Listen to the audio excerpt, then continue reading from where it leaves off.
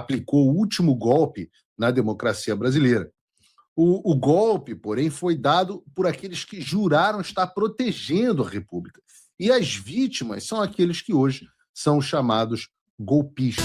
E essa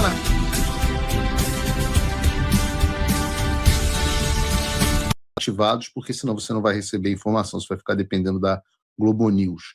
E vai receber muita mentira. E vamos começar o Paulo Figueiredo Show de hoje tratando sobre um assunto que é realmente do interesse de todos nós, especialmente no dia de hoje, o 8 de janeiro. Eu trago esse assunto não só porque hoje é o dia do aniversário do fatídico dia que aplicou o último golpe na democracia brasileira. O golpe, porém, foi dado por aqueles que juraram estar protegendo a República. E as vítimas são aqueles que hoje são chamados golpistas.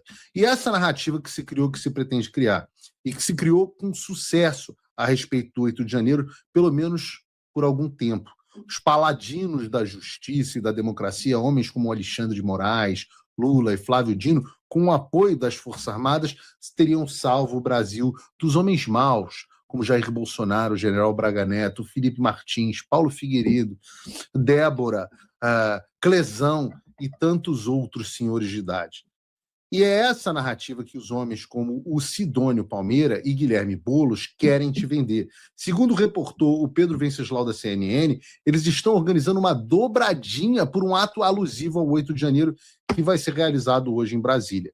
A solenidade pretende relembrar os 3 anos desde o dia 8 de janeiro de 2023 e foi planejado pessoalmente pelo Sidônio como uma peça de propaganda do governo Lula. A ideia é reunir todos os membros do governo, bem como todos os representantes do Legislativo e do Judiciário. Enquanto o Sidônio organiza esse evento, ficou com o criminoso, o invasor de propriedade alheia, Boulos, a tarefa de articular uma mobilização popular. Só que sem o povo.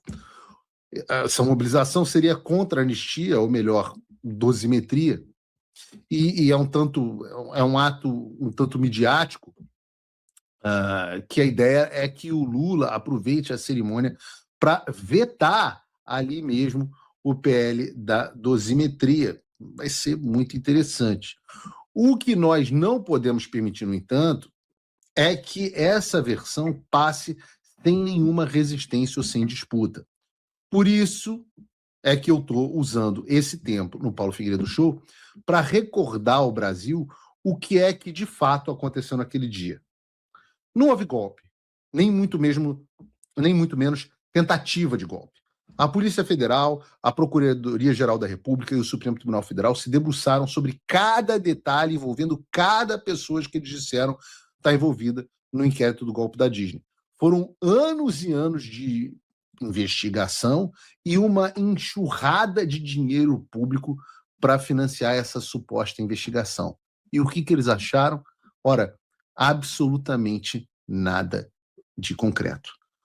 Todas as condenações sofridas por essas pessoas, desde então, são baseadas em colaborações que foram refeitas diversas vezes, de um colaborador que confessou estar sendo coagido e com base em versões que não puderam ser verdadeiramente comprovadas nos autos do processo. E tudo isso ocorreu debaixo de uma campanha de repressão que impediu que os advogados do réus tivessem acesso à íntegra dos processos, puniu advogados que se utilizaram de todos os meios disponíveis para alegar a inocência de seus clientes e causou uma das maiores manchas de vergonha na história do Brasil. A gente não pode se esquecer, por exemplo, que os advogados do presidente Bolsonaro tiveram 15 dias para analisar 70 mil gigabytes de dados, enquanto a Polícia Federal e a PGR tiveram anos acessando o mesmo material com dinheiro público. O advogado do general Braga Neto também afirmou que foram coletadas 225 milhões de mensagens e áudios em mais de 200 aparelhos celulares apreendidos, e essas mensagens geraram mais de 100 laudos periciais. Como que alguém poderia analisar isso em 15 dias? É claro que não poderia. O advogado general Heleno, Matheus Milanes, tentou pedir um sumário das provas reunidas contra o seu cliente para que pudesse produzir a sua defesa. A resposta foi que aquilo era um ato meramente protelatório e o pedido foi negado. Durante todo esse processo, aquele que era o relator do caso era também a vítima, o promotor e o juiz. E muitas vezes o perito e, ao mesmo tempo, era um inimigo declarado do presidente da República que ele estava julgando. No painel dos demais juízes, havia também o ex-advogado do principal adversário político do presidente Bolsonaro e um ex-governador que fez oposição ao seu governo e que possui até mesmo ações criminais contra o réu na justiça. Relembrar o 8 de janeiro é, então, relembrar como o sistema penal e processual foi sequestrado por um regime ditatorial que enche o bolso dos seus integrantes de dinheiro e muito dinheiro, mais que 129 milhões de reais em dinheiro, enquanto cala qualquer pessoa que ouse denunciar o que eles estão fazendo. Relembrar o 8 de janeiro é lembrar da Débora Rodrigues, mãe de família condenada a 14 anos de prisão por pichar uma estátua, mãe cuidadosa de 2 filhos, uma pessoa que nunca segurou uma arma de fogo na sua vida e, mesmo assim, foi condenada por associação criminosa armada. Quem estava armado, no entanto, o Supremo Tribunal Federal não soube dizer. Relembrar o 8 de janeiro é relembrar também do Clériston Pereira da Cunha, o Clezão, morto, vítima de mal súbito na Papuda por ter tido seus cuidados médicos negligenciados por meses enquanto estava preso por um crime que ele não cometeu. Clezão passou mais de 10 meses preso por ordem de Alexandre de Moraes e nos autos não há absolutamente nenhuma prova das acusações feitas contra ele pelo Ministério Público Federal. Acusações acatadas pelo Alexandre, o mesmo Alexandre que agora tenta deixar Bolsonaro morrer na prisão.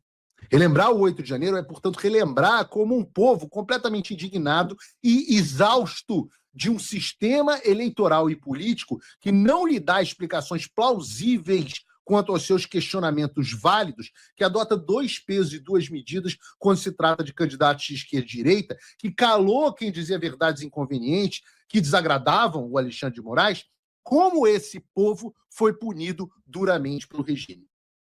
Mais um dia, meus amigos, um dia. Relembrar o 8 de janeiro vai ser relembrar o dia do início de um movimento que mudou o Brasil para sempre e que marcou o começo da queda do regime. Esse dia pode não ser hoje, ele pode não ser amanhã, mas eu tenho fé de que esse dia vai chegar.